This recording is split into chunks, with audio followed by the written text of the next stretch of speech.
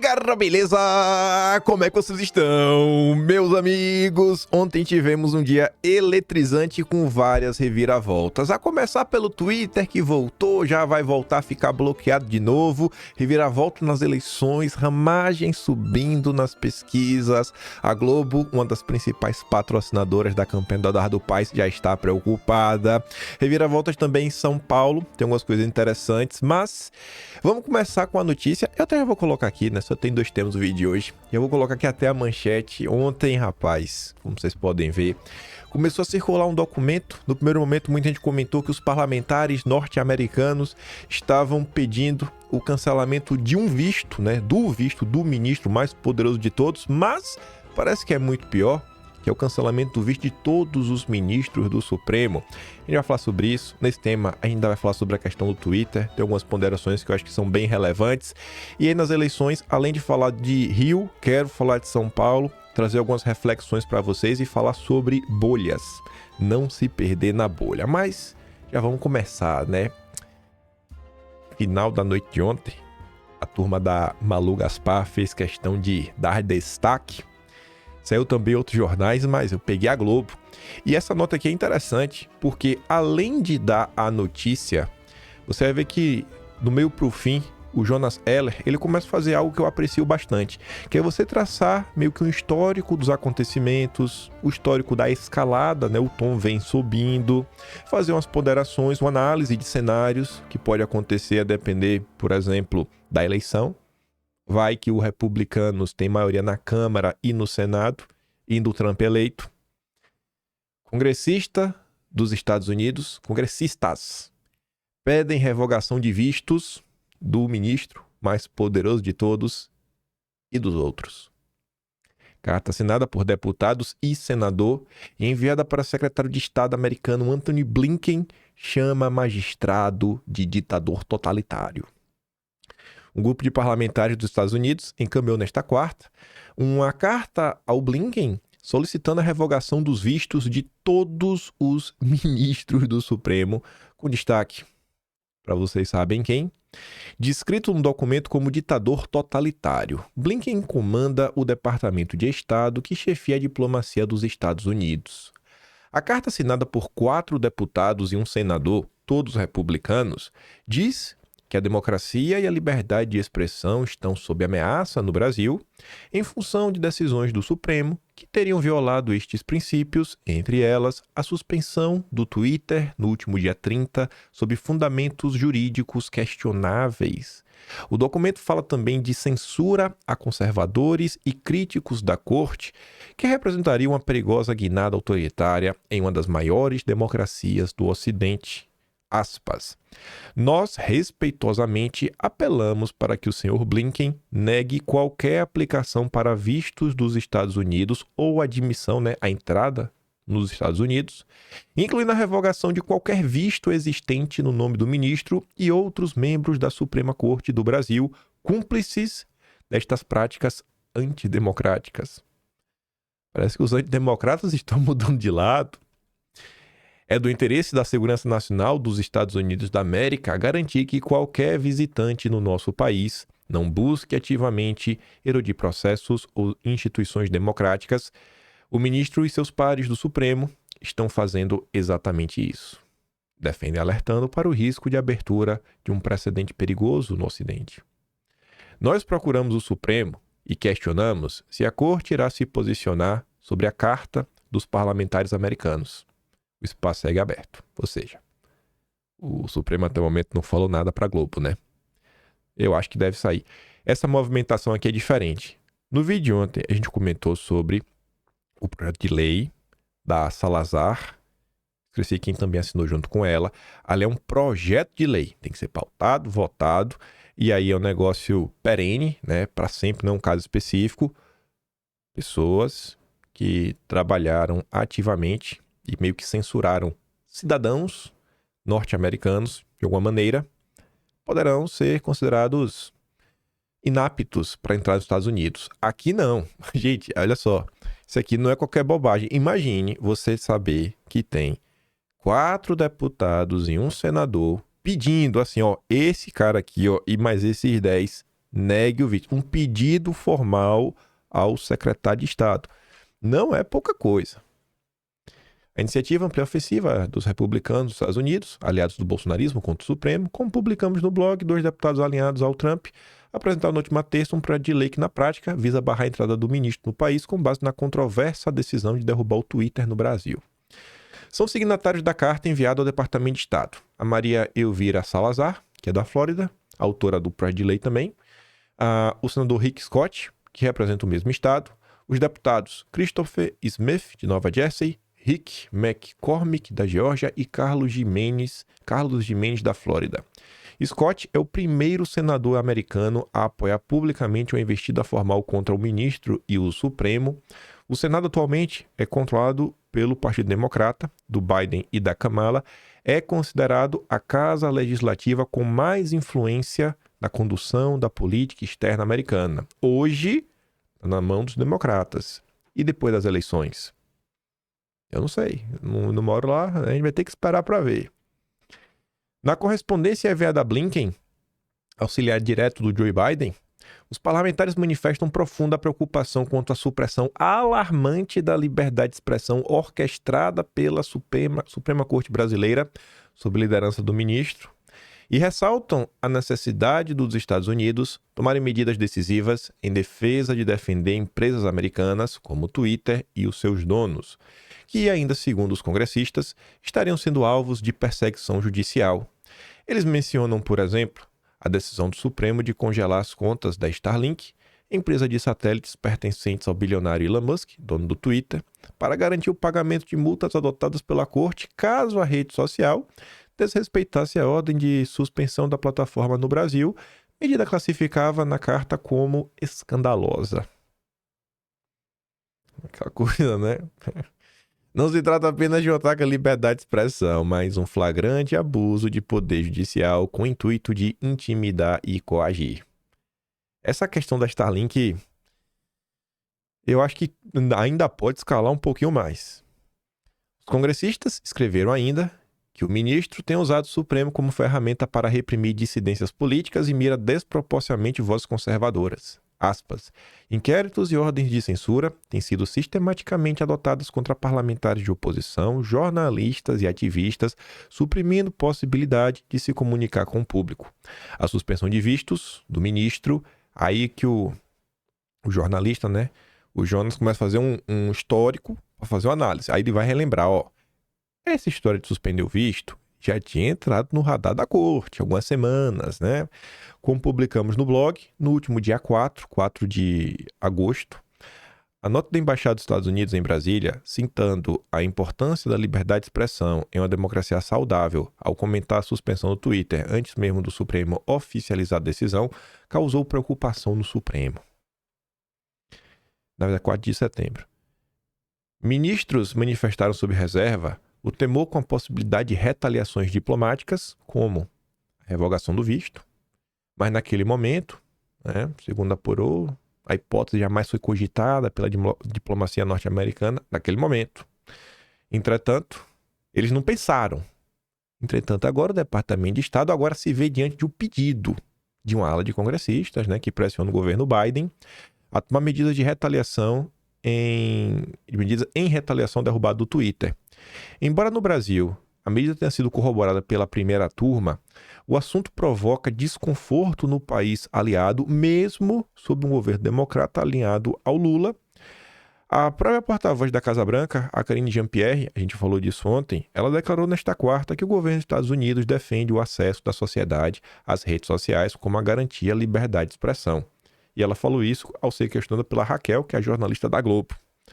E esse tema, segundo a turma da Globo, é considerado sensível, porque a defesa da liberdade de expressão, garantida pela primeira emenda, é uma bandeira suprapartidária na política interna, que não costuma abrir brechas para exceções como discurso de ódio ou antidemocráticos. Será que tem algo no Brasil que é suprapartidário? Que esquerda e direita conseguem concordar? A gente sabe que não é bem assim, né? A gente sabe que o Partido Democrata também gosta de censurar os outros e até tenta. Inclusive se alinharam com Lula para isso. Mas meio que assim os anos foram se passando e algumas coisas meio que continuaram funcionando. Já no Brasil, a esquerda não tem. A esquerda no Brasil é 100% a favor da censura. Pegando um gancho aqui nessa nota, o ponto central dessa análise é bem mais longa, mas eu só trouxe esse parágrafo. O Silvio Cassione está analisando muito mais o aspecto econômico no Brasil, o que pode ocorrer no Brasil em termos econômicos, do que qualquer tipo de medida ou abalo nas questões políticas. Mas é curioso ver que perto da eleição norte-americana, que a gente sabe que realmente vai interferir no mundo inteiro, o Estadão já está falando assim, ó. Choques geopolíticos ameaçam turbulência para a segunda metade do governo Lula. Ano que vem tem eleição para a presidência da Câmara, não é mais o Lira. Senado também não vai ser o Pacheco. Quem vai ser, não sei. Tem nomes, mas que não vai ser nem o Lira nem o Pacheco, com certeza não pode se candidatar.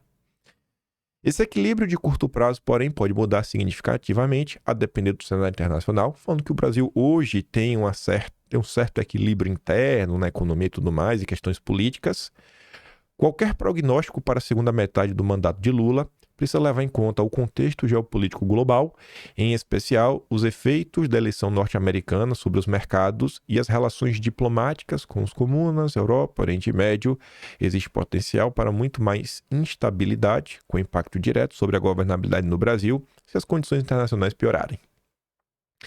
E só voltando ali atrás, eu até conversei ontem com um amigo e eu tendo a concordar com ele parte, ele falou o seguinte, falou, cara, essa medida aí, acho que grande parte da direita ia se sentir um pouco assim, cara, eu me sinto representado, né? Vocês não poderão mais ir na Disney. Não tem como não bater um sentimentozinho no coração, né? Até que tem um coração de gelo. Mas também não vai trazer a liberdade. Então, assim, é tipo de medida que não depende da gente. A gente não vai conseguir decidir o rumo das eleições. E ainda que o Trump vença, a Câmara vença e o Senado vença, não vai ser o dia a dia do debate público que vai, no Brasil, né, que vai conseguir impactar lá, óbvio. Essa relação de políticos, né, de diversos países, da direita, que vai se comunicando ajuda. Só que a gente não pode esquecer, gente, do Brasil. A gente não pode esquecer que precisamos continuar pensando em soluções internamente. Como, por exemplo, quem sabe, cara, debate lá aquele projeto do Amon que tenta garantir que o cidadão possa acessar a rede social que ele quiser. Se for com VPN, sem VPN, cara, usa aí. Tu quer usar, tu usa. Porque assim, o que vier é lucro. O não a gente já tem, mas o que vier é lucro. O não a gente já tem, o que vier é lucro. E no Brasil ainda dá pra trabalhar alguma coisa, principalmente em termos legislativos. Então, não perder de foco a agenda legislativa, não perder de foco a agenda legislativa em torno da pauta relacionada à liberdade de expressão. Continuar pressionando aí grupos que dependem da direita em certa parte, seja para fazer negócio, seja porque eles estão atrás dos votos da direita. Grupos que estão mais próximos, né, a turma do centro, da centro-direita, pressionar, cara, cadê vocês aqui na luta da liberdade de expressão? O que vier é lucro, mas não vamos, né, apostar as fichas e ficar de braços cruzados aí também esperando. Migrando para o assunto que tomou grande parte do dia de ontem e que possivelmente já vai ter seu desfecho, o Twitter voltou e já foi. Ainda deve estar funcionando, mas nas próximas horas não deve continuar mais. Manhã de ontem, um monte de gente começou a tentar acessar o Twitter pelo celular e viu que funcionou. Ai, meu Deus, o que está acontecendo? A imprensa já noticiou a volta do Twitter. Usuários comemoram o retorno da rede social. A galera, todo mundo assim sentindo falta. Tava bonito de ver a timeline mais uma vez povoada, vários posts diferentes. Não demorou muito para a Globo também falar, né? O Supremo não liberou o uso do Twitter e retomada de acesso é atribuída à instabilidade de servidores. Então, todo mundo sem entender o que tinha acontecido, e aí por onde vai, por onde não vai. Enfim, o Twitter deixou de usar os servidores próprios, começou a utilizar aí outros servidores, e aí você meio que mudou o IP, aí o bloqueio deixou de funcionar. Aí vamos entender um pouco sobre isso daí, né? Na verdade, mostrar umas coisas. O Twitter voltou, junto com ele a hipocrisia da esquerda. Jornalista Vando, lá do Intercept. Parece que essa espelunca voltou. Vá tomar naquele lugar, Elon Musk. Aí o Nandi X, tinha tempo também que não aparecia, que adora mostrar a hipocrisia da esquerda. Pra quem tava no Jardim do Éden, tu voltou bem rápido, né, amigo? Tava lá o jornalista Vando, ó. A sensação de ter, sabe, definhado no Twitter e acordado no Jardim do Éden. Tomara que o Twitter demore muito tempo para voltar, assim teremos tempo de colonizar este lugar e convencer o resto do mundo a parar de buscar pedra na Cracolândia do Elon Musk. Nossa missão é espalhar a palavra de Blue Sky. Bastou o Twitter voltar, o povo aí. O cara que tava feliz da vida no Jardim do Éden, bastou o Twitter voltar e lá tava a esquerda. É muita hipocrisia. Aí vem um amigo do Felipe Neto. Eu digo amigo do Felipe Neto porque quando você... Eu não sei se ainda tá. Mas quando você abrir a... Deixa eu ver se ainda tá. Aí vocês vão entender. Ele colocava na biografia dele, na bio, né? Amigo do Felipe Neto, o Cleison. Deixa eu ver aqui, ó. Cleison. Deixa eu ver se ainda tá.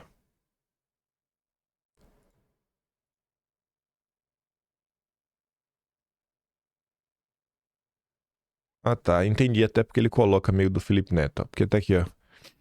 Anarquista ex-Netolab, né? Que é do negócio do Felipe Neto. Mas ele colocava antes na biografia, né? Amigo do Felipe Neto. Tinha que ser, né? Pra ser hipócrita.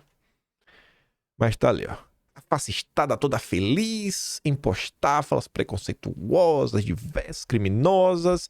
E eis que chega a esquerda sem VPN, sem pagar pau pra bilionário arrombado. A esquerda voltou pra mostrar quem manda nessa porcaria. Se segurem. O Twitter já tá indo embora de novo, viu? Aí mais uma vez o Nantes. Ué, tu não tava feliz lá? No Blue Sky? Falta muito pouco para o Blue Sky substituir de vez o Twitter. Já estamos começando a esbarrar com amigos e amigas de lá e as coisas estão quase normalizadas. O Twitter parece ter virado um teatro neofascista e eles estão lá felizes falando sozinhos lá. A gente também está feliz aqui sem eles. Sigamos. Se pergunte aí, né? Quão ruim não está o clima no Brasil para o... Eu não vou falar que é petista, mas para o filósofo que fez campanha ativa para o Lula de declarar voto em Lula ainda em 2021. Ainda em 2021, Luiz Felipe Pondé ontem coringou, como o pessoal diz. Começando por baixo, né? Em ordem cronológica. Aqui, se entrar no perfil dele, são os 4 últimos tweets. Fez 4 ontem. Por uma breve brecha repentina, algum de nós, cidadãos brasileiros, prejudicados pela sanha dos mais novos donos das capitanias hereditárias do Brasil, os ministros do Supremo, podemos voltar a usar o Twitter? Agora? Agora é tirania? Aqueles que defendem um bloqueio o fazem por mau caratismo, oportunismo carreirista ou crença ideológica estúpida. O Brasil agora, a passos largos, caminha para a condição de uma república das bananas, um país de segunda classe regido por tiranetes. Só agora, Pondé. Muito de nós, que não tem medo de cara feia, sabemos que a linguagem empolada em defesa da democracia nada mais é do que um circo dedicado à censura. É nada. Logo você, do Beautiful People. Ai, que Bolsonaro grosseirão. Agora, então, os que falam, né, que tem boa retórica, falam empolada. Aí você descobriu agora, esses são censores? E a todos os intelectuais estrangeiros que defendem o Brasil contra o Musk, que nunca foi o problema aqui, eu pergunto. Vocês e seus países podem usar o Twitter? Podem criticar seus poderosos sem o risco de ser caçados? Pois é, né, Pondé? Quem diria, rapaz? Quem diria, Pondézinho? Quem diria? Ontem teve uma postagem que circulou bastante, gerou uma certa polêmica. Eu acho que isso aqui, inclusive, é decorrente do bloqueio do Twitter. Eu acho que esse bloqueio do Twitter, ele atrapalhou muito a direita. Eu falo isso mais à frente e mostro para você algumas impressões baseado no que eu falo isso. Mas eu acho que... Não até adianta uma parte. Eu acho que desde que o Twitter foi bloqueado, a maior parte das pessoas que continuou por lá é a galera um pouco mais nova, sabe como é jovem, né? Jovem sempre acha que vai mudar o mundo. E a gente quer, mas entre o que a gente quer e o que a gente consegue tem uma certa distância. E aí é muita gente lá com perfil de anime, com nome falso. E de boa, né? O anonimato faz parte, ainda mais no Brasil, que a gente sabe todos os problemas. E aí essa galera tá muito revoltada. Também é difícil não estar revoltado com o Brasil, né? Você tem que entender porque o cara tá revoltado. É fácil entender porque as pessoas estão revoltadas no Brasil. Então o pessoal fica revoltado, aí bota pra fora, né? Extravasa muitas vezes.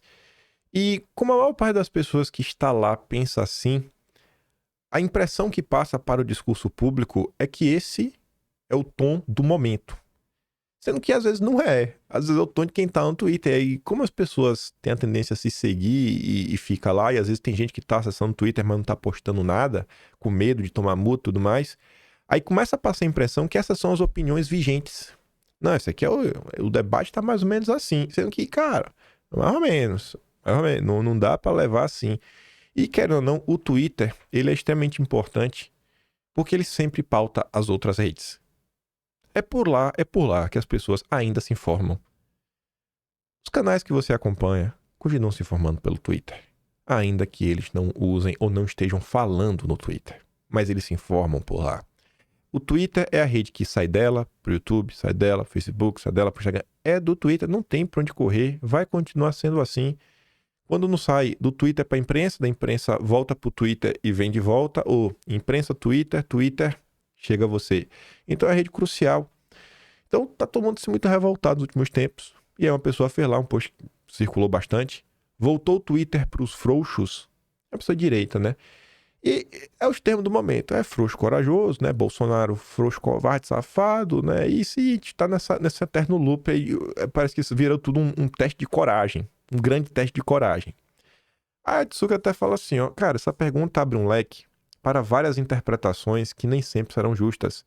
Desde o bloqueio do Twitter no Brasil, eu recebo mensagens de pessoas que estão desesperadas, mas não possuem recursos para arcar com uma multa de 50 mil. Entre essas pessoas, aquelas desempregadas ou que os pais são dependentes, o uso generalizado do adjetivo desconsidera a realidade de cada indivíduo. Ignora-se o peso das consequências da coragem requerida, que não será o mesmo para todos e não terá o seu fardo compartilhado. Aí temos ali a Dona Dulce. Acho que foi infeliz na sua colocação. Não sou frouxa. Eu apenas não tenho dinheiro para pagar advogado e muito menos 50 mil pro louco. A Dona Gabriela fala a mesma coisa. Pois é, eu não tenho um tostão furado. Estou usando hoje. Amanhã provavelmente não mais. Obrigada por nos defender. E você pode falar, não, essa postagem foi direcionada para fulano, cicrano, beltrano. Mas gera, né, essa dúvida. A partir do momento que começa a gerar polêmica, sinal que tem múltiplas interpretações. Aí você vê, ó. Tanto Flávio quanto Otávio até são mais meio da linha Bolsonaro, né? Mais ou menos, mas tudo bem. Aí tá ali, né? Galera me chamando de covarde sem mostrar o rosto é fácil. Meu amigo, eu sou adulto. Eu tenho pessoas que dependem de mim. E sei que batalha cultural na internet é pra patriota malandro ganhar dinheiro de AdSense. Eu não acho que é isso daí. Ah, ganhar dinheiro de AdSense. Tem gente que faz isso? Óbvio que tem. Mas também existe essa batalha. Mas independente disso, obviamente que um cara fala disso no final porque tá sendo provocado, né? Porque a galera tá cutucando, tá falando isso. O cara foi provocado até postar um tweet desse. Mesmo o Flávio, sendo um cara que vez ou outra critica o Jair de formas que eu mesmo discordo, acho que, cara, tá passando do ponto. Ele é tido como uma pessoa que tá na direita. Ele é um cara que já incomodou a esquerda no passado. Então, assim, é um perfil que tem uma certa proporção. Já foi em alguns podcasts aí, falando do Maurício Meirelles, por exemplo. É um cara que, não é um famoso, mas a chance de um cara desse cair na malha fina é maior do que o cidadão comum. E o Otávio fala, galera, desobediência civil, se opor às pessoas com poder, né, botar o seu na reta, só vale se você morar na Finlândia. Não arrisque virar Marte pela liberdade no país, né, tipo o Brasil. Muita gente continuou aqui, eu inclusive, mas existe a remota possibilidade disso trazer uma dor de cabeça, seja para quem tem conta avisada ou não. Quer ficar, fique. Eu fiquei porque dou zero, né, mas não significa que quem voltou é frouxo por estar lutando contra... quem não voltou é frouxo por não estar lutando contra a ditadura do judiciário. E não é assim. Se eu não estivesse na Austrália, eu possivelmente não estaria usando o Twitter. Eu entendo aí a dor de todo mundo, possivelmente não estaria usando. O PT que já me processou, que inclusive o processo tá lá, né? Tá rodando. Já até hoje, tá lá no TSE. Algumas coisas contra, né? Fora outras coisas. A chance de você ganhar uma mira bem grande nas suas costas é gigantesca. Eu vi mesmo que um bom tempo, até achar alguém para postar por ela, a Bárbara ficou meio de boa. Até achar alguém pra postar por ela, ficou perfil gigantesco também. A Bárbara, você acha que não é dois um petista denunciar? Então, às vezes, o cara tem que ter um pouco de parcimônia, tentar entender o lado da galera. Aí vamos falar sobre o bloqueio em si. Umas coisas que eu acho que são mais relevantes do que discutir os aspectos técnicos dele. Ontem teve um cara que foi na CNN, e aí muita gente tá tentando entender, né, o que estava acontecendo. Alguns especialistas mesmo, pessoas que conhecem do processo, né, da técnica, para comentar sobre o assunto. Essa manchete aqui é de um vídeo que eu vou dar play para vocês ouvirem já já. Conselheiro da Abrint explica à CNN o motivo de algumas pessoas conseguirem acessar o Twitter. E ele explica lá todo o processo. E em determinado ponto nesse bate-papo ele fala assim, Pérez destacou que o bloqueio original solicitado pela Justiça foi cumprido pelos provedores, mas a nova situação apresenta desafios técnicos. Agora, eles não estão usando a rede do Twitter, eles estão usando o serviço do Cloudflare, que é um serviço de uma nuvem que está no mundo todo e que tem 24 milhões de domínios de sites dentro dessa rede. A situação atual torna o bloqueio mais complexo, pois ações mais amplas poderiam afetar outros serviços essenciais da internet. Se a gente bloquear o Cloudflare, até a CNN sai do ar, exemplificou o Pérez. Aí eu quero mostrar aqui para vocês parte da sua fala.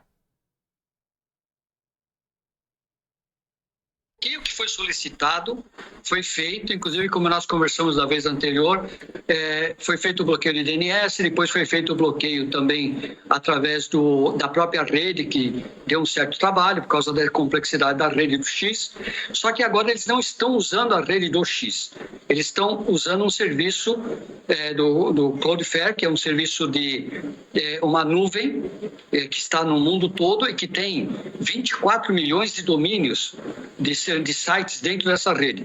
Inclusive, dentro desse Cloudflare está o próprio governo federal, tá a imprensa, a própria CNN tem site dentro do Cloudflare, ou seja, se a gente bloquear o Cloudflare, até a CNN sai do ar.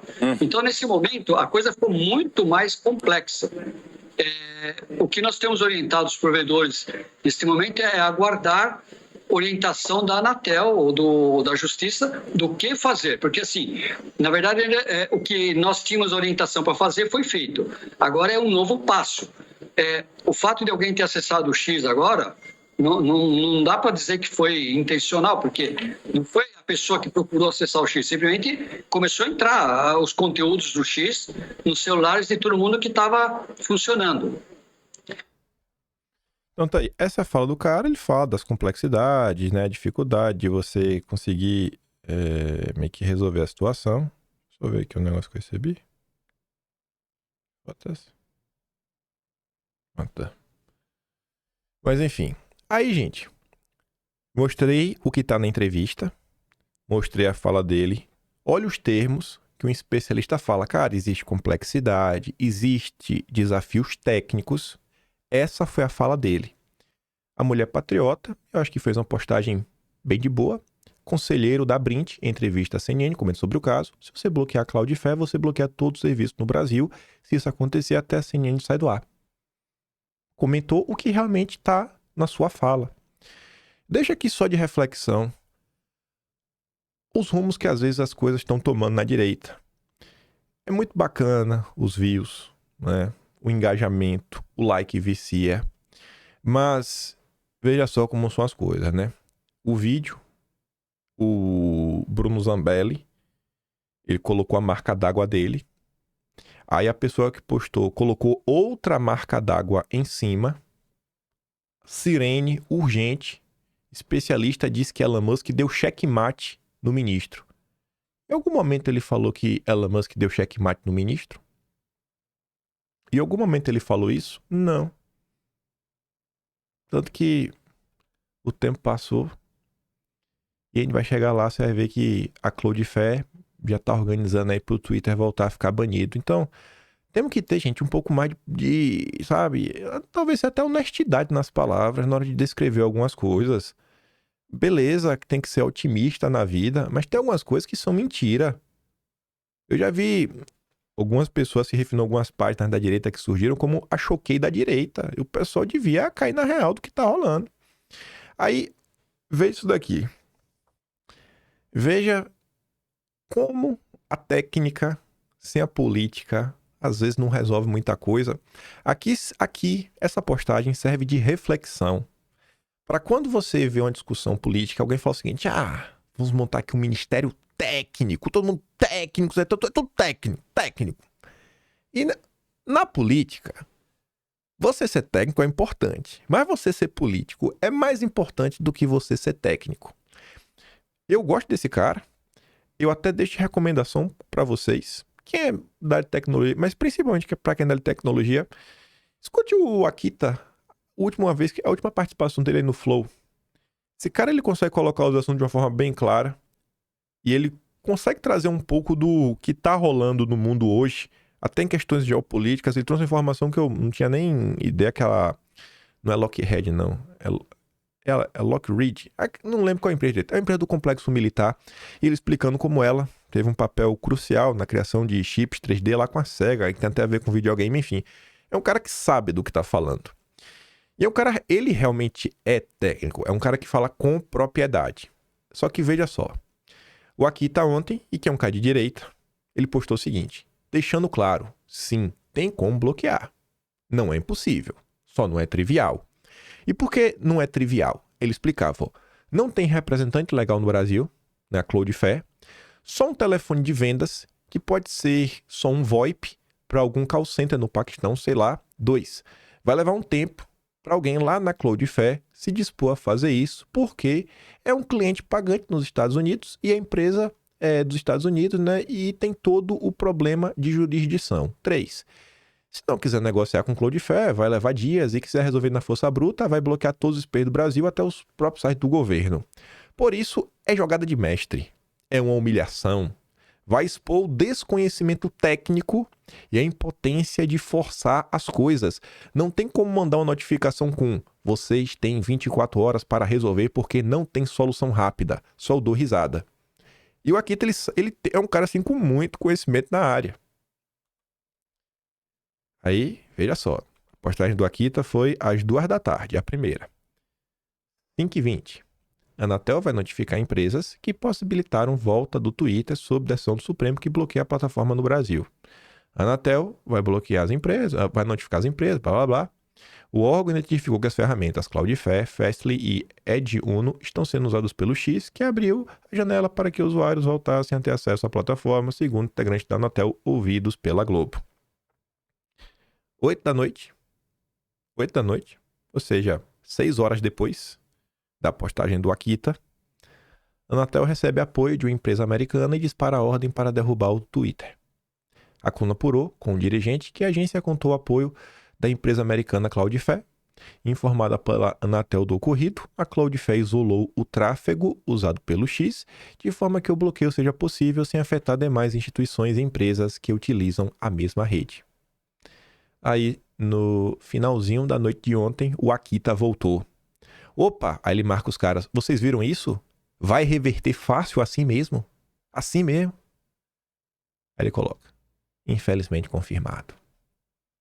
Que é um cara técnico. Aí, vamos ver uma pessoa política. Esse jornal aqui, The Incorrupt, eu sei que uma das pessoas que gerencia ele é a Pamela. A Pam Costa. Ela tá lá no Twitter. A Pamela fez umas threads muito interessantes na época da Mind. Se vocês forem lá no Atlas, dezembro e janeiro, vai ver a cara dela lá. Pra mim, a imagem que a Pam postou já explica tudo. E eu acho que vários de vocês vão entender lá. No site da Cloudflare, uma apoiadora do Pacto Global das Nações Unidas. O que é o Pacto Global? O Pacto Global é a Agenda 2030. Uma empresa alinhada ao globalismo, você acha que não ia atender a um pedido desse tão bonito, tão formoso, tão cheiroso, para salvar a democracia no Brasil? Então, assim, às vezes a galera que é técnica no dia a dia, e eu falo, eu gosto do cara da Kita, só que, não, assim, cara, às vezes não é a área de vocês. Muitas vezes o pessoal fica dando pitaco na política, assim, se o problema do Brasil é que você às vezes não coloca uns técnicos aqui, um técnico acolá.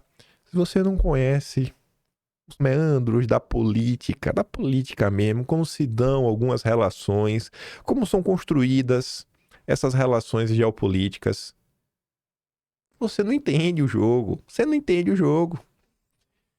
Não estava difícil ver que a Claudifé iria entrar em campo, sem delongas, sem tititi, sem reclamar, em prol do Estado Democrático de Direito. Enfim.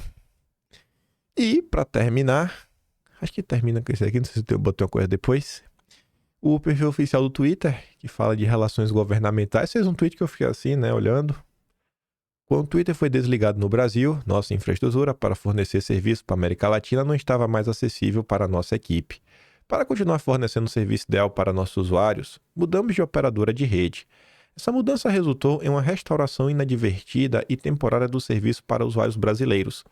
Embora esperamos que a plataforma fique inacessível novamente em breve, continuamos os esforços para trabalhar com o governo brasileiro, ou seja, com Lula, para que ela retorne o mais breve possível para o povo brasileiro. Por um lado, tô feliz, eu quero assim, na boa, Elon Musk resolve aí, cara. Pelo amor de Deus, resolve aí, porque ficar sem um Twitter é ruim. Por outro lado, é aquela coisa, né? Falar, mas e aí? E aí? E aí? Vivendo e aprendendo. A observar. Vindo agora para eleições, pesquisa, Ramagem surpreendeu positivamente. Anima bolsonaristas no Rio. O motivo da animação foi o crescimento do Ramagem acima da margem de erro. No levantamento, Ramagem cresceu 5 pontos e alcançou 18% das intenções de voto. A vantagem do atual prefeito do Rio, o Eduardo Paes, caiu 7 pontos para 57. Beleza, mas subiu 18. Aí você vê que a diferença ainda está gigantesca. Gigantesca. A gente tem que lidar com a realidade. O cenário aponta uma vitória no primeiro turno do Eduardo Paes. Porém, tem 3 semanas. 3 semanas até a eleição. E vamos falar mais sobre o Ramagem. Sob efeito Bolsonaro, Ramagem ganha força e complica a reeleição de Paes. A Globo já está preocupada. E olha que vocês estão vendo, rapaz, 57% e a Globo já está assim, rapaz. O vínculo de Ramagem com Bolsonaro e o governador Cláudio Castro está ficando cada vez mais claro para o eleitorado. Isso tem sido fundamental para o seu crescimento. O número de eleitores que reconhecem esse apoio aumentou significativamente, trazendo Ramagem para mais perto do eleitorado conservador que busca candidatos alinhados com os valores bolsonaristas. Esse fenômeno é particularmente forte entre os mais velhos e aqueles de maior renda que tradicionalmente apoiam pautas conservadoras e de segurança pública. Um bom exemplo dessa mudança está nos eleitores da Zona Oeste, como o seu João. Ele votou em Bolsonaro e Cláudio Castro nas últimas eleições e até vê Eduardo Paes como um bom gestor. Vejam só. O cara acha que Eduardo Paes é um bom gestor. E aí, como é que você resolve isso? Como é que você resolve isso? Vê o que a gente comentou 2 dias atrás. Sobre pessoas, redes sociais, o interesse público por política, aprofundamento, como no final do dia é uma bolha pequena. No final do dia, gente, é uma bolha pequena. A gente que está na internet ainda é uma minoria no Brasil. Uma minoria que faz barulho. Mas ainda é uma minoria. No entanto, ao acompanhar a campanha mais de perto, começou a buscar um candidato mais alinhado com suas escolhas presidenciais. A gente, inclusive, comentou 2 dias atrás. Gente, tem pessoas que votaram em Bolsonaro e vão votar em Eduardo Paes, bicho. Mas vejam só. Ainda assim, Eduardo Paes continua liderando com folga, mas os sinais são claros. Ele vai precisar reagir. Sua campanha até agora tranquila vai exigir um esforço maior de mobilização de seus aliados, muitos deles deixados de lado até agora, que ainda não foram tão presentes quanto poderiam. Para conter o avanço de Ramagem, Paes precisará buscar o apoio de eleitores que estão indecisos ou considerando essa mudança de voto. Os ventos da mudança, estão soprando, mas a corrida está longe de ser decidida. Paes ainda tem força e influência para retomar a vantagem com mais segurança, mas Ramagem, embalado pelo apoio conservador, mostra que essa eleição pode ser mais acirrada do que se imaginava. E assim, mesmo que o Ramagem não leve, Ramagem pontuando bem, mas bem mesmo, pelo menos tendo no segundo turno, gente, é muito importante. Que o Ramagem vai ficar conhecido, né? Foi o cara que foi candidato, foi em segundo lugar na eleição do Rio. Segundo turno a coisa acirra um pouco mais. O nome se fortalece. Não vou falar que para ser governador, mas para se tornar uma nova representação da direita no Rio de Janeiro. É importante essa movimentação do Ramagem. Aí a Bela Megali traz um pouco mais de detalhes. Porque bolsonaristas ainda acreditam numa reviravolta nas pesquisas eleitorais no Rio. Levantamentos internos do partido apontam que cerca de 50% dos eleitores ainda não viram a propaganda eleitoral. A área de marketing avalia que, se o programa atingir a maior parte dos cariocas, haveria chance de Ramagem conquistar ao menos mais 10 pontos percentuais. Desde que a propaganda na televisão começou, Ramagem subiu 8 pontos. Não é pouca coisa. E aí, olha esse gráfico aqui, ó. Essa é a manchete. Pesquisa Quest mostra avanço de aliados de Bolsonaro no eleitorado do ex-presidente em capitais. Subiu o Gilson, ganhou mais votos lá no Recife, Ramagem, e a Globo colocou o Nunes como aliado de Bolsonaro. Mas enfim, olha esse gráfico aqui. Intenções de votos entre eleitores de Bolsonaro. Perguntou pra galera, você votou em quem em 2022? Eu votei em Bolsonaro, tá? E você vai votar em quem? Aqui é só as pessoas que votaram em Bolsonaro. No presente momento, o que aponta ali é que dos eleitores que votaram em Bolsonaro, 39% vai votar ainda no Eduardo Paes. Como é que explica isso? Mas o pior é que é isso, gente. O pior é que é isso. O pior é que é isso. O pior é que é isso. Isso aqui me dói de tantos lados diferentes. Mas de tanto... Assim, eu estou dolorido de todas as formas possíveis. Porque primeiro mostra que a gente não consegue, sabe, transferir diretamente o voto de Bolsonaro para os candidatos dele. Isso passa também pela gente. E em segundo lugar, outra coisa que me dói bastante é a galera que fica aí tentando destruir Bolsonaro. As pessoas não entendem que elas podem até destruir Bolsonaro na internet, mas a figura de Bolsonaro junto à população, cara, você não vai conseguir destruir assim. Não é trivial você criar um cara com essa força política. Não é trivial. As pessoas, às vezes, é isso que eu tô falando, estão se deixando... As pessoas na internet, elas estão cada vez mais fechadas e elas estão começando a achar que o mundo real é a internet e não é. Não é, gente. Tá aí. Mas, graças a Deus, tá caindo. Caiu bastante. E cai quando? Principalmente quando o Bolsonaro começa a entrar na campanha, roda. Bolsonaro deixou, inclusive, o Rio para essa reta final. E deixou para fazer outras cidades lá no início. Que é para quê? Para agora mesmo, assim, dar um gás. Porque é perto da eleição, principalmente na última semana, que o povo começa a prestar atenção no jogo, ver quem é quem, ver quem são os candidatos. Eu não conversei com minha irmã, mas pelo que eu escuto, minha irmã tá na mami de Niterói. Se bem que não é Rio de Janeiro, mas pelo que eu escuto, se dúvida, ele não sabe nem quem que vai votar. Não que ele seja uma pessoa ruim, minha mãe sempre fala bem dele. Mas sempre diz, não liga pra política, meio que não quer saber dessas coisas. Não é do interesse dele. E um cara, curso superior, trabalho, emprego bacana, mas não quer saber disso não, velho. Essa porcaria muda nada. Aquela pessoa que perdeu a fé na política. Temos que, assim, eu queria ter resposta pra isso. Eu não tenho. Eu queria ter resposta, não tenho. Uma coisa que eu acho que poderia ajudar. Eu até comentei ontem na live. Uma pessoa falou o seguinte: você só reclama, qual a sua solução? Ano passado, ainda no passado, não sei se foi diante de uma provocação que eu vi em determinado momento, mas algumas informações eu na época, inclusive, dei os créditos, né? Que eu tirei de coisas que eu já tinha escutado do Ebert. O Ebert é um cara bacana, ele não tem... Fez outras uns tweets dele aqui que ele posta lá no Twitter, mas o Ebert tá meio desaparecido do Twitter, é óbvio, né? Tá banido, mas ele tá lá no Instagram. É o Ebert Passos Neto. Ele é um cara que eu não sei se ele é super intelectual, leu 1000 livros, óbvio que ele estudou alguma coisa. Só que eu gosto de ouvir os comentários dele, porque ele cresceu dentro da política. É um cara de direita, inegavelmente. Você vê todos os posicionamentos dele. Um cara, uma dita mais ponderada, né? Tipo a tropa dos covardes, igual eu. E aí, o pai dele era sindicalista.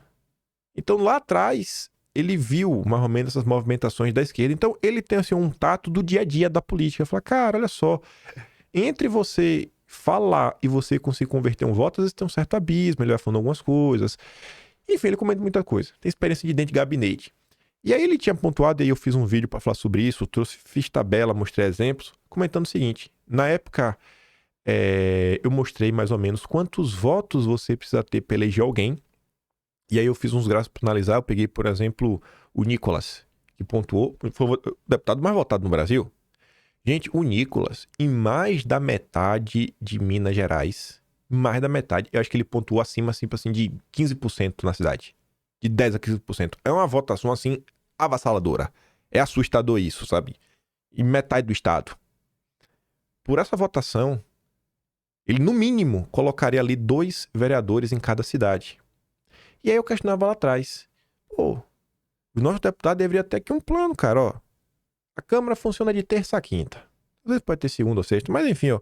Aí, 3 dias em Brasília, planeja 3 dias no seu estado, rodando estado, 2, 3 cidades que seja, às vezes pelo menos uma cidade, vai, roda na cidade, vai ali, tenta encontrar o núcleo da direita, que eu acho que você acha fácil, não é muito difícil, né? A direita é relativamente bem unida, encontrar as pessoas, falar com elas, tentar ver, cara, vem cá, que é o candidato de vocês, apresenta, bate um papo, tenta conhecer ali, buscar ali a capivara meio que do cara, e falar, beleza, eu vou te apoiar, irmão. E começar a tentar viabilizar nomes. E chegasse assim, dar coro pra essa galera, pra tentar transferir, porque eu acho que esse voto do deputado é mais fácil de transferir, principalmente da direita, é um voto ideológico, grande parte dos deputados é um voto ideológico, e aí tentar transferir, e esses vereadores, uma vez eleitos, junto com seus assessores, base, eles vão estar na cidade, eles não vão... Gente, o vereador tá sempre na cidade, ele não sai de lá. E a turma da direita é uma galera chata. Nossa, vocês são chatos demais, bicho. Vocês enchem o saco, que eu conheço você. Você descobre uma coisa, aí você vai lá contar pro seu amigo que você descobriu. Mesmo que ele não queira ouvir, você segue falando. E você fala, nunca mais vou falar sobre isso. Aí você vai lá e fala com o cara de novo. Mesmo tendo prometido não discutir mais política. É mais forte do que você. É mais forte do que você. Eu sei porque eu também sou assim. A direita é chata nesse ponto. Então, ponto... A gente tem que ter essa base mesmo, assim, o cara vereador é importante nesse quesito, tá rodando, tá na cidade o tempo inteiro. Se a gente tivesse uma base de vereadores grande no Rio de Janeiro, eu tenho certeza que tava muito melhor por ramagem. Tem? Não tem. Aí por isso que precisa de uma coligação, de um apoio ou outro, que falta nossa própria base. A gente meio que perdeu a oportunidade.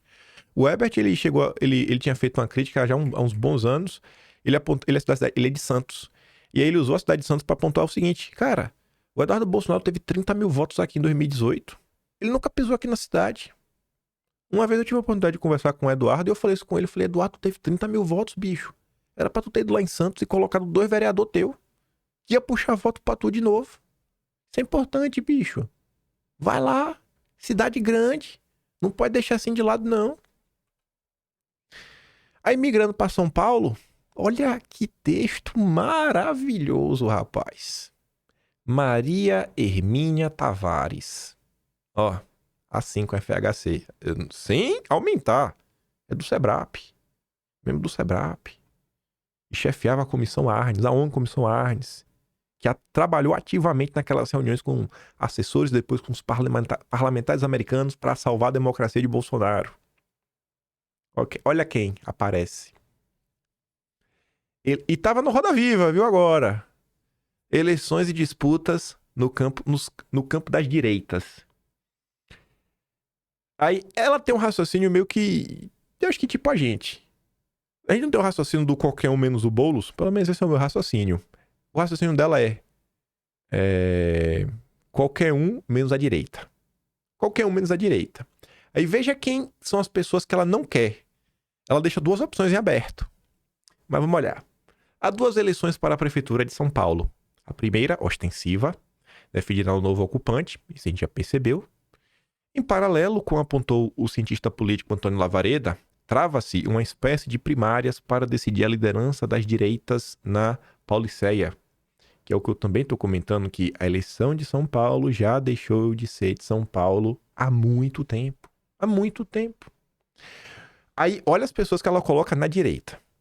O prefeito Ricardo Nunes e o auto-intitulado ex-coach Pablo Marçal têm em comum folgada vantagem sobre um grupo mais amplo, onde figuram desde o destemperado Datena, sim, Datena está na direita para ela, até uma jovem que, embora envolta na bandeira do novo, mas parece a reencarnação das marchadeiras de 64 contra o comunismo ateu.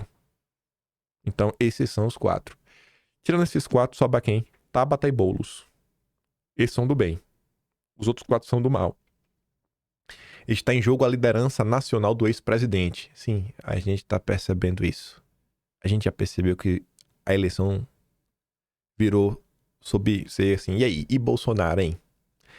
Tampouco é casual que mesmo candidatos distantes do radicalismo extremado como Nunes, ou que combissem sua liderança na franja autoritária como Marçal, não possam marcar clara distância de Bolsonaro. Temer perder o voto dos que continuam a segui-lo, formando robusta minoria do eleitorado. Há quem acredite ser descabido buscar diferenças entre essas farinhas de um mesmo saco. Fazê-lo seria desconhecer sua natureza retrógrada e antidemocrática e desta forma normalizar sua participação no jogo político. Melhor seria pegar em cada um e todos os rótulos de inimigos da democracia ou simplesmente fascistas. Pronto. Até o Datena agora já virou fascista, junto com o Nunes, Marçal e tudo mais.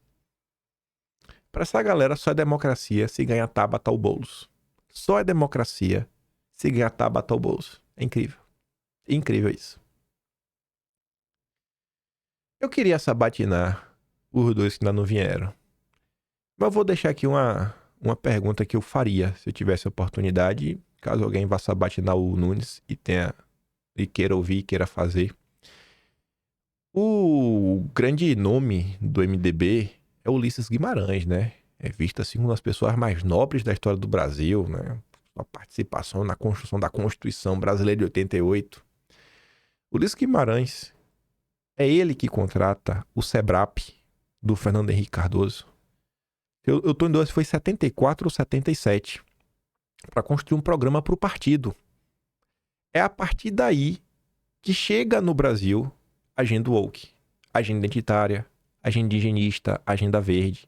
Foi o FHC que trouxe via SEBRAP, que é um puxadinho aí, né, das chamadas forças globalistas que hoje estão bem claras. E eu perguntaria por Nunes como é que ele vê isso. E eu já deixo aqui até um complemento. Se o Nunes responder e alguém fizer essa pergunta falar que ele não sabe desse passado, aí você pode perguntar o seguinte: se você não conhece o passado do seu próprio partido, como é que você vai estar apto a escolher os seus aliados presentes? E deixa ele responder para ver. Acho que é uma pergunta boa. Perguntar ele do partido dele, não partidão. Queria ter essa oportunidade, acho que não vou ter. Mas deixa aí de pergunta aí. Eu duvido que ele tenha uma resposta a contento. Mas eu duvido que o Nunes ia ter uma resposta a contento.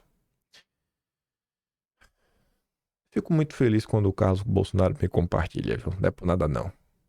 Telejornal Dia Assistido, todos sabemos que vivemos dias cansativos, porém esclarecedores. Me refiro aos que não querem ser simplistas e estão dispostos a sempre absorverem mais informações e formar opiniões. Peço aos amigos que assistam sem paixões por A, B, C, D ou F. Todos nós temos que aprender todos os dias. O mensageiro de todos nós. Inclusive, eu também tenho que aprender todo dia. E aí, gente, eu coloquei isso aqui não só para me gabar e compartilhar uma felicidade, mas porque eu quero colocar na mesa algumas coisas que eu acho que valem a reflexão. E eu peço a vocês, deixe de lado as paixões nesse momento. Deixe de lado a paixão e observe algumas coisas. Vamos lá. No dia da cadeirada, quando teve a cadeirada, tiveram vários comentários do tipo: elegeram o cara, Marçal prefeito no primeiro turno. Foram muitos comentários assim. Cara, Marçal tá eleito no primeiro turno, Marçal tá eleito no primeiro turno, Marçal tá eleito no primeiro turno. PQP, elegeram Marçal no primeiro turno. São vários. Você ia botar lá no Twitter e achar vários. Aí saiu a pesquisa ontem da Quest. Nunes tem 24, Boulos 23, Marçal 20.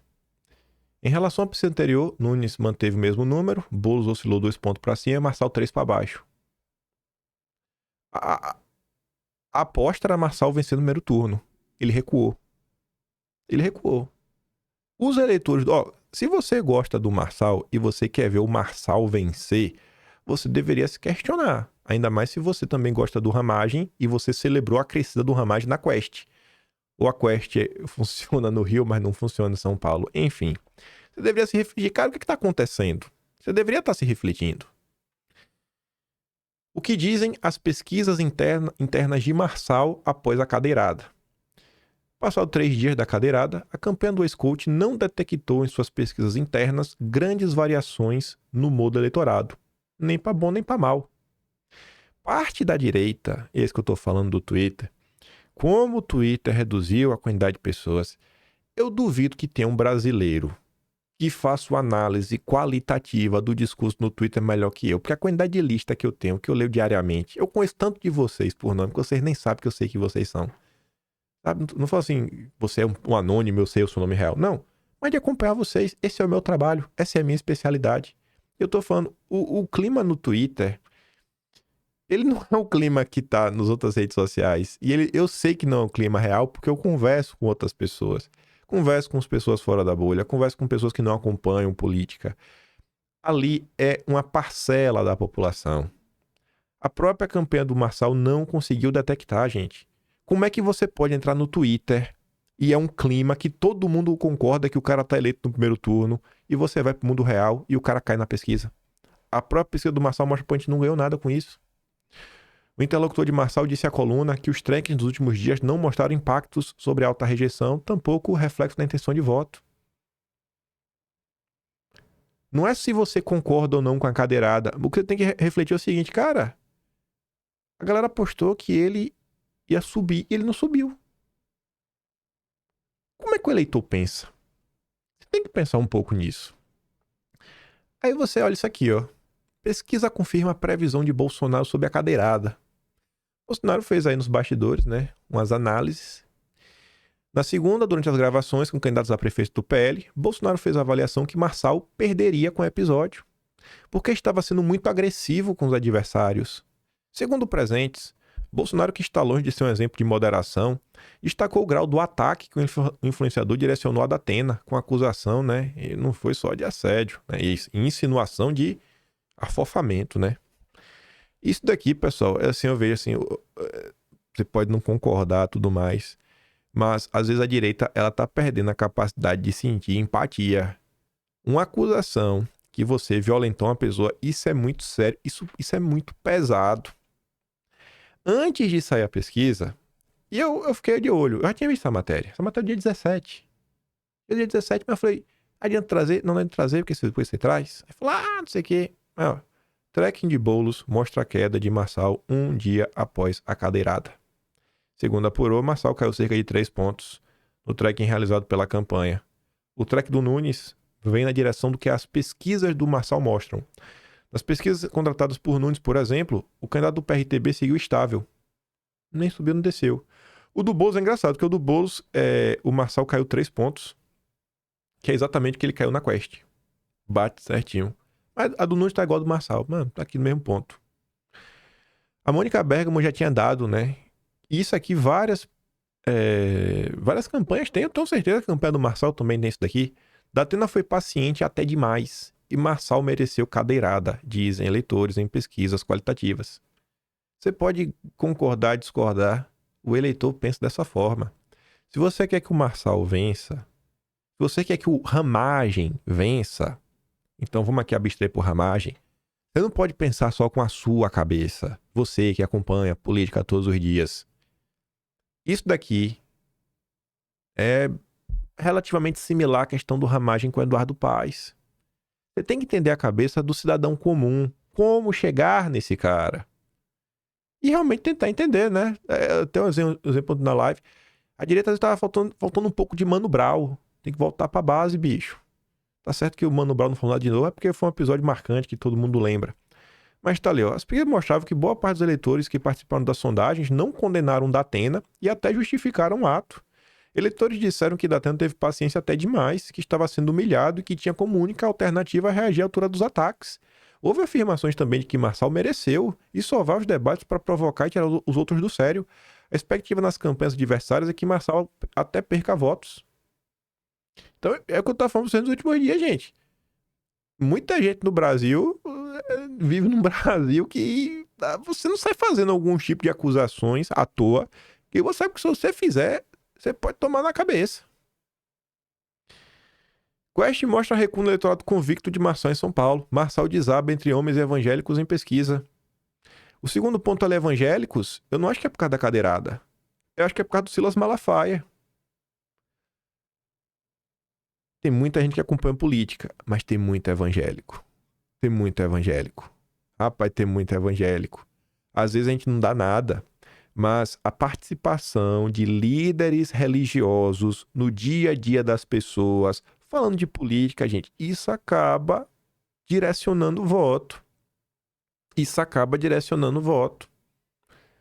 Então, assim, serve de ensinamento não só para quem quer ver o Marçal eleito, mas para a direita como um todo. É importante trazer isso para perto. Como é que a esquerda chega no poder com as comunidades eclesiais de base? A turma da teologia da libertação. Tem um efeito grande. Tem um efeito grande. Esse, né, trabalho local, ele é impactante. Esse trabalho local é impactante. Se você, eleitor do Marçal, quer ver ele eleito, você tem que começar a perceber isso daí, começar a refletir sobre isso. A Malu Gaspar fez uma longa análise sobre a questão do Marçal, falando o seguinte, a cadeirada de Datena mostra que a melhor forma de desmascarar Marçal é hackear os seus métodos. Mas depois de semanas reinando sob a desorientação dos adversários, foi Marçal quem se viu desorientado pela cadeirada recebida. O episódio lamentável ensinou que aparentemente, né, o aparentemente imbatível método de Marçal tem os seus limites. Eles começam quando o personagem virtual é obrigado a lidar com a realidade que escapa a seus cortes para o Instagram. Marçal já tinha se preparado para criar uma briga, tanto que na véspera avisaram que o debate seria a maior baixaria da história. Não previa que o Datena fosse hackear seu método usando um gesto de impacto para que o ex-coach claramente não tenha um roteiro pronto. Parecia até que o apresentador tinha assistido a um vídeo em que Marçal, ao contar como acabou com o chilique do filho se jogando no chão como ele, diz que remédio para doido é um doido e meio. Outra lição tirada do episódio é que o eleitor pode até gostar do entretenimento e se sentir vingado com os ataques ao sistema, mas não é idiota, caricato que o Marçal imagina. O manual básico do influencer moderno ensina que seu personagem precisa ser autêntico para gerar identificação. Do contrário, cedo ou tarde, o público percebe e rejeita. Pelo jeito, Marçal se considera imune a essa máxima. Os vídeos gravados nos bastidores do debate mostram que ele andava normalmente no estúdio, depois da agressão, levantou os braços com vigor, desafiando Datena, e chegou a se posicionar diante do púlpito para voltar ao debate. De repente, porém, ele saiu do local na ambulância, de onde postou imagem tomando oxigênio numa maca como se estivesse num grave emergência.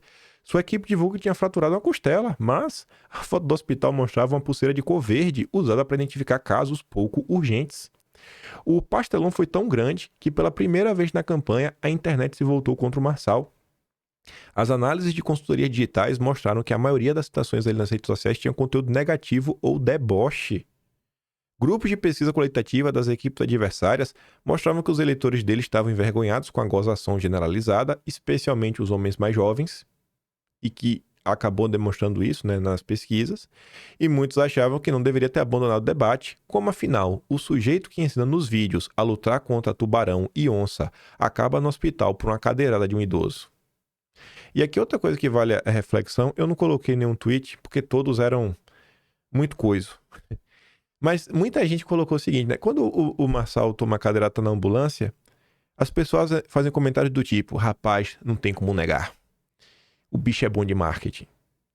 Gente, a gente tem que parar de subestimar o brasileiro. Tá certo que o brasileiro às vezes decepciona, mas também não dá para subestimar demais. Se você tá percebendo o que é marketing, você acha que as outras pessoas também não estão percebendo o que é marketing?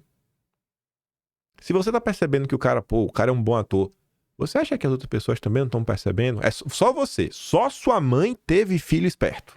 Só tua mãe teve filho esperto. Então a gente tem que tentar entender o cidadão comum. Vocês aí que querem votar no Marçal, querem ver ele vencer, você tem que começar a entender. O próprio Marçal precisa. Essa estratégia dele já está gerando um desgaste. Muitas pessoas, se você perguntar qual é o plano do Marçal Prefeitura de São Paulo, ninguém faz nenhuma ideia. E eu tenho certeza que se pergunta também do Nunes, ninguém faz nenhuma ideia. Da Marina, acho que também muita gente não sabe nem quem é a Marina. Acho que talvez se ela tivesse mais notoriedade, mais holofotes, talvez ela tivesse bem mais votos. Sabe? Tem um eleitorado que ainda acha que isso é relevante. Tem um eleitorado que ainda tá esperando assim, cara, o que de prática esse cara vai fazer aqui pra melhorar a minha vida, né? Ele quer ouvir alguma coisa assim. Tem que entender a cabeça do eleitor. A gente não pode ficar se deixando levar só pela bolha. Marçal percebeu rapidamente que sua estratégia passara do ponto, tanto que no dia seguinte assinou no hospital só de tipóia, anunciou que faria campanha de rua, disse que iria para cima dos outros candidatos. Em poucas horas, saiu da pele de escústico, né, costela fraturada, para de lutador antissistema indignado. A pesquisa da Quest, divulgada ontem, já trouxe alguns reflexos do erro do Marçal, com a forte campanha virtual contra ele, movida por Bolsonaro e Silas Malafaia. Aí teve a queda, né? E nos estratos que ele é mais forte, homens, jovens, evangélicos e eleitores de Bolsonaro, o tom ainda foi maior, de 5 a 8 pontos percentuais. Essa é uma tendência permanente? É cedo para dizer. Mas ficou evidente que, ao se perder no personagem, Marçal deu aos adversários pistas sobre como enfrentá-lo. Até coloquei, né? Não pode nem lembrar, mas enfim, né? Velho, não tem como negar, Marçal é um gênio. Muitos já estão chorando pelo miserável. Tem que ganhar. Gente, se você tá vendo que isso é marketing, outras pessoas também estão vendo, sabe? Tem que ser autêntico nas coisas. Aliás, de Marçal vê esgotamento de ataque e pedem nova estratégia. Eles deviam estar discutindo isso daí, vocês querem eleger o cara. Passaram a defender que Marçal mude a estratégia para tentar estancar a perda de votos. Esse diagnóstico já tinha sido feito com a aula da equipe na semana passada, quando a rejeição chegou a 44% do eleitorado. Eu mesmo não suporto mais ver a cara do Marçal. Nem que eu suporte ver a cara do Nunes também, muito menos do Datena. Mas o Marçal tá enchendo o saco. Quando o Marçal relativiza a facada, me enche o saco. Quando ele relativiza a facada de novo, ele me enche o saco. Quando o Felipe Sabará chama a Tabata Amaral de Adélia de Harvard, isso me enche o saco. Quando o Marçal, de forma baixa, acusa Carlos Bolsonaro de ter um gabinete do ódio, isso me enche o saco. Quando fica falando que Bolsonaro tem um rabo preso, isso me enche o saco. Quando o Marçal vai no 7 de setembro e diz que o evento é pra ele, isso me enche o saco. Tem muita coisa. Quando se usa deepfake de Bolsonaro pra falar que tá pedindo voto pra ele, isso me enche o saco. Quando manipula vídeo do Eduardo Bolsonaro e de Bolsonaro pra falar que tá pedindo voto pra ele, isso me enche o saco. E se enche o meu saco, tenha certeza que enche o saco de muita gente. Muita gente. Pessoas que querem ver o Marçal ali deviam se refletir, cara. O caminho que vocês estão seguindo, o próprio Marçal. Só que de um lado a Bela Megali disse que ela, cara, e aí? Tem que mudar a estratégia. O Yoga dele depois traz outra atualização em trajetória negativa, né? Marçal pretende dobrar a aposta e radicalizar ainda mais. Segundo aliados, ele não teria outra saída hoje se não apostar na radicalização do seu discurso, mesma estratégia que o fez crescer, mas que também aumentou a rejeição. E aí tá, né? Uma coisa que eu acho bem empregado pra pessoa que fez isso. Uma pessoa aí criou um perfil no Twitter, um perfil no TikTok, um perfil pequeno, usou um deepfake de Bolsonaro, pedindo voto por Marçal. Você quer ganhar? Ganhe, jogando justo. Tomou uma multa aí de 5 mil reais. Olha aí. Ele foi identificado por informações fornecidas pelo TikTok, Google e a Vivo. Ele nega ter sido autor da postagem, mas a conta é tua, para. A conta é tua, cara. Tá registrado no celular, é tua. A publicação chegou a somar ao menos 248 mil visualizações, né? Tinha menos de 6 mil seguidores. O vídeo trazia a legenda Verdade Revelada. Valeu a pena esses 250 mil views? 5 mil reais de multa. Nele, a imagem manipulada de Bolsonaro supostamente pedia apoio a Marçal, né? Destacando o caráter e compromisso do ex-coach. E ali a gente nem precisa ler, né? É meio óbvio que você não deve usar esse tipo de coisa, esse tipo de estratégia para vencer uma eleição. Mas estamos aí, com alguns desafios à frente. Acho que a direita como um todo tem um desafio no Rio de Janeiro. Trazer votos pro Ramagem. Em São Paulo, eu já falei, por mim, só não dá o Boulos. por mim só não dá o Boulos. Ninguém vai conseguir me convencer que o Marçal é mais cheiroso do que os outros, mas é a mesma porcaria dos outros. Eu vejo dessa forma e seguirei vendo. Pra mim ele passa do limite diversas vezes em coisas absurdas. E o Nunes, hein? Meu Deus do céu. Mas e o Nunes, né? Não, o Nunes é um santo, né? Quando é que eu falei isso na minha vida também? Enfim, tem que entender, gente, que às vezes não é porque você tá criticando. Ontem eu fiz a live, teve uma senhora que falou o seguinte: você nunca critica o Boulos. Eu falei, eu nunca critico o Boulos. Eu nunca critico o Boulos. Tudo que rolou em relação à questão do hino, a gente comentou. Apoio do Boulos, a gente comentou. Dinheiro do PT enfiado no Boulos, a gente comentou. Quando teve o 1º de maio contra o Boulos, a gente comentou. O dossiê quem fez, mostrando as ligações do Boulos, como o Boulos é a nova versão do Fernando Henrique Cardoso, e realmente é criado a dedo pelas ONGs, no contexto não vai ter Copa. Apoio direto da Fundação Ford, da Open Source, tá lá tudo escrito, no mês de janeiro. Cara, então assim, vai criticar, critica com base em coisas concretas. Mas reflitam sobre o Brasil. Por isso que eu trouxe aquele tweet do Carlos, né? Se você tá atrás de alguma explicação um pouco mais complexa para as coisas, meu vídeo tem essa proposta. Se você quer uma coisa mais simples, bom, eu não vou conseguir te atender. Mas reflitam sobre isso, principalmente sobre o Rio de Janeiro, que eu acho que é um bom exemplo, porque isso vai meio que ser aplicado. Pô, vamos para outro lugar. Belo Horizonte. O Bruno Engler tá mais ou menos ali entre... Tá no embolado, mas na última vez que você botou aí que tá em terceiro. Tem apoio do Nicolas. Tem apoio todos nós. Tem apoio de Bolsonaro. Cara, como assim, bicho? Minas Gerais. Por que as pessoas vão votar lá no Tramonte? Por que tem gente que é considerado votar no Fuad? Por quê? Tem algo que tá faltando nessa equação. Um ponto é: as pessoas não estão na rede social. A rede social não está diretamente ligada aos votos. Até porque Bolsonaro, na sua maior rede social, tem 25,8 milhões, fora perfil duplicado, perfil fake, segue gente que não gosta dele que o segue. Falta mais de 30 milhões de eleitores para Bolsonaro, para ele, 35 milhões no mínimo, mas no mínimo falta 35 milhões de eleitores.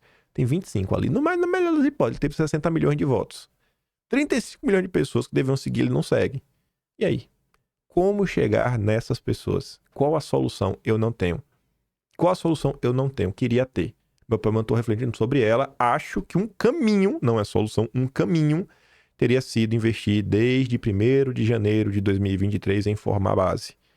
O que eu acho que, beleza, já tem eleição, talvez tarde demais, até porque ninguém pode ser candidato, mas passou da eleição, não tem por que não continuar formando base. Seja para deputado estadual, seja já visando a próxima eleição municipal daqui a 4 anos. Por hoje é isso. Se gosta do meu trabalhinho, quiser me ajudar um pouco mais, pode ser membro do canal, tem um botão de valeu, tem um peito na descrição, né? E tem um Atlas brasileiro, onde tá tudo isso daí registrado. Eu fico por aqui, já aquele grande beijo e abraço, tamo juntos. Valeu, meus amigos. Fui!